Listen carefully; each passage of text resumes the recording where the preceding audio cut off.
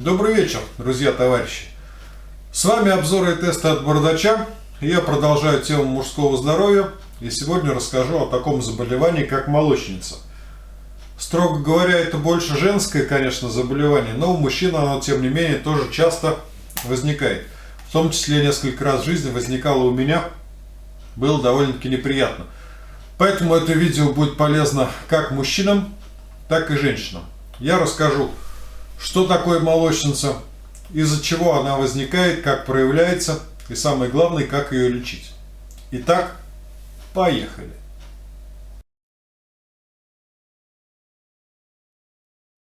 По-простому, по-нашему, по-колхозному данное заболевание называется молочница. Это грибковое заболевание, вызванное грибками из рода кандида, поэтому по-научному оно называется кандидоз. Как оно проявляется? Проявляется оно в виде творожистого налета и различных молочноподобных выделений, поэтому народное название как раз молочница. Как оно происходит, откуда оно берется? Дело в том, что в организме любого человека вот эти вот молочные грибки, грибки кандида, они имеются. В обычном состоянии они никому не мешают, живут себе спокойно, поживают, никакого вреда не приносят. Но в организме могут возникнуть такие условия, при которых они начинают бешеными темпами размножаться и заполонять все вокруг. И вот это как раз проявляется в виде того самого творожистого налета, на половых органах в том числе, ужасной чесоткой, ну и другими неприятными заболеваниями.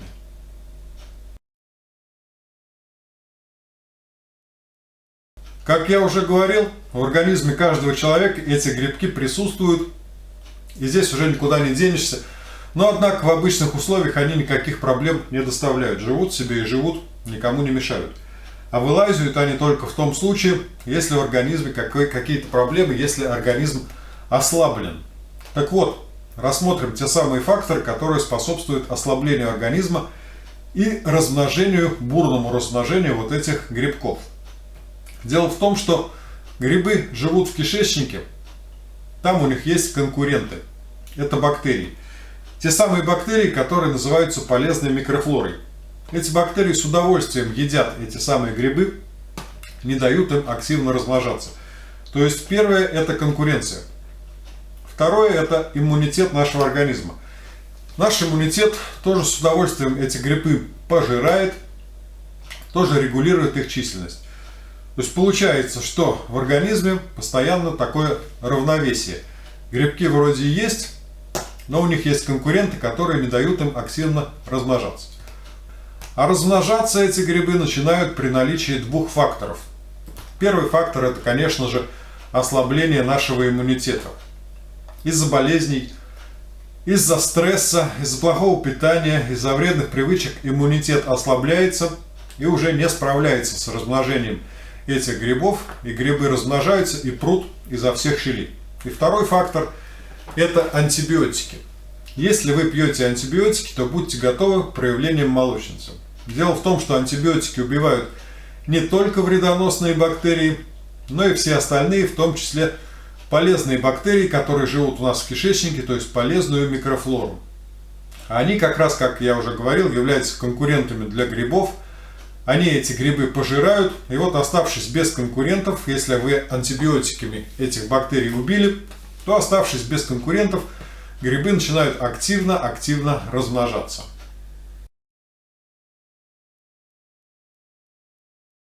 Обычно молочница проявляется на половых органах, как на половых органах мужчин, так и на половых органах женщин.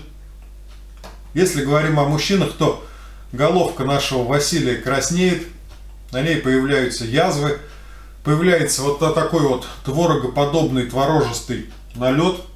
Короче, приятного мало. Выглядит это довольно-таки отвратительно. У меня несколько раз было, никому не пожелаю. Теперь буду рассказывать, как же это все-таки лечить.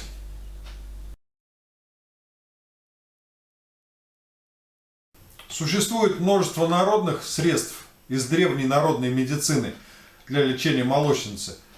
Я их пробовал, но они довольно-таки малоэффективны, поэтому о них даже рассказывать не буду. Все-таки мы живем в 21 веке. В 21 веке у нас есть несколько лекарств от этой болезни. О них и расскажу. И первое лекарство это клотримазол. Что это такое? Это, как правило, мазь, либо крем. Выпускается в разных видах, бывает и в таблетках. Но обычно это мазь или крем. Им надо мазать нашего Василия. Ему сразу становится легче. Его сразу попускает, потому что клотримазол убивает грибы. Есть множество разных вариантов. Есть импортный, есть российский.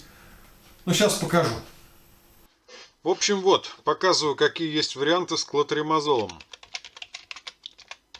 Набираем клотримазол и посмотрим, что у них здесь есть в наших аптеках. И видим, что разных клотримазолов здесь на 2 страницы, то есть штук 50 разных клотримазолов. Нас интересует клотримазол крем. Допустим, вот есть крем за 225 рублей, есть за 117. Выбираем какой-нибудь самый дешевый. Вот клотримазол 1% за 49 рублей. И поверьте мне, друзья, он будет отлично работать, так же, как и за 200. Здесь можно не париться, а покупать любой. Есть импортный клотримазол, который называется Кандид. Допустим, вот такой. Допустим, вот такой. Еще чуть дороже. Так, стоять. Ну ладно, открыли так открыли. Еще чуть дороже, уже, конечно, не 49 рублей, а 285. Но если вы хотите поддержать импортного производителя из Индии, а не из России, тогда можете покупать Кандид. В принципе, это абсолютно одно и то же. Я пользовался и тем. Результат абсолютно одинаковый. Второе средство – это уже тяжелая артиллерия для тех, у кого совсем все плохо и ничего другое не помогает. Это флюконазол. Вот как раз вот я кручу вот эту пачку уже здесь 10 минут. Наконец-то я ее показал. Флюконазол это таблетки, они действуют изнутри, также убивают грибы.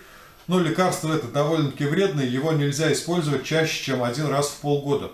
Если у вас молочница возникает чаще, то используйте другие средства, а лучше работайте над своим здоровьем, над своим иммунитетом. Флюконазола вот этого тоже есть множество разных видов, также импортный, также российский, и также сейчас все я вам покажу. Теперь смотрим флюконазол. Набираем флюконазол, смотрим, что нам предлагают. Вот все препараты, содержащие флюконазол. Вот здесь действующее вещество видим флюконазол, однако препарат называется флюкостат. Это импортный препарат, стоит вот 335. Дальше импортный препарат Микасист стоит 714. Еще один Микасист 568. Микамакс, наш российский, но за 207 рублей. Все это обычный флюконазол, только под другими названиями. А вот флюконазол, который интересует нас, уже пошел. Флюкостат, флюкостат. Вот, допустим, флюконазол, 2 капсулы. На самом деле нужна только одна, но можете 2 купить на всякий случай. 55 рублей. То есть халява, полная халява. Не знаю даже с чем сравнить, даже дешевле, чем пачка сигарет. Вот флюконазол 40 рублей. Флюконазол 31 рубль. То есть если у вас есть деньги, можете покупать флюкостат, Микасист. Вот это вот все, что нам здесь предлагают. Только я никогда с этим не заморачиваюсь. Я покупаю обычный флюконазол, вот допустим, за 60 рублей. Это все одно и то же. Что вот это за 335, что то за 60. Все абсолютно так же работает. Только здесь вы платите за имя импортной компании. Вот, допустим, Гидеон Рихтер это произвел из Германии. Поэтому 714 рублей. А это произвел Канафарма какая-то продакшн.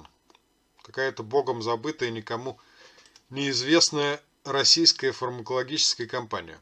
Но тем не менее это все отлично работает. Вот такие дела. Ну и третий вариант. Это существуют такие средства, конечно, не такие эффективные, как лекарства, но тем не менее они не вредные, а даже полезные. Это не лекарства, это биологические добавки. Например, такие, как я покупаю для своей супруги, Кандида Саппорт. Хорошая вещь. Тоже сейчас покажу. Так, ну и напоследок посмотрим, что я заказываю для своей супруги, чтобы у нее не было этих молочниц. Называется это Candida Support. Так, по-русски пишу. Сейчас по-английски буду писать. Candida Support. Вот. Выбираем, смотрим. Вот такие вот банки я покупаю. Тут есть вот банки побольше. Есть банки различных других производителей. В принципе, это все одно и то же. Но я беру вот такие вот оранжевые банки всегда. На iHerb. Потому что они дешевле всех получаются. Ссылку я, кстати, на эти банки оставлю. Ссылка будет в описании к этому видео. Можете заходить смотреть. Что это такое? Здесь сам производитель нам говорит, что это не лекарство. Candida Support не предназначен для очистки кишечника от кандид, от грибков, но он способствует поддержанию здорового баланса кишечной флоры. То есть, что это такое? То, как раз то, о чем я говорил, это еда для бактерий. Вот это вся еда для бактерий. Каприловая кислота, магний, кора муравьиного дерева, грецкий орех, порошок из масла орегано, еще там что-то. В общем, вот это вот все бактерии, которые живут в нашем кишечнике и конкурируют с грибками, вот это они очень любят. От этого они очень кайфуют, размножаются, чувствуют себя бодрыми, здоровыми и активно борются с грибами. То есть мы кормим бактерий, а они убивают грибы. Вот такая вот логика. Жена моя несколько раз пропивала вот по такой банке. Ей понравилось. Сам я не пробовал. Врать не буду. Чисто эксперименты проводил на своей супруге. Ну что ж, друзья. Надеюсь, данный сюжет был кому-то полезен и будет кому-то полезен в будущем. Ставьте лайк, если вам понравилось. Пишите ваши комментарии, что вы по этому поводу думаете. Ну и подписывайтесь на мой канал, если вдруг вы еще не подписаны. И да пребудет с нами сила Тадалафила.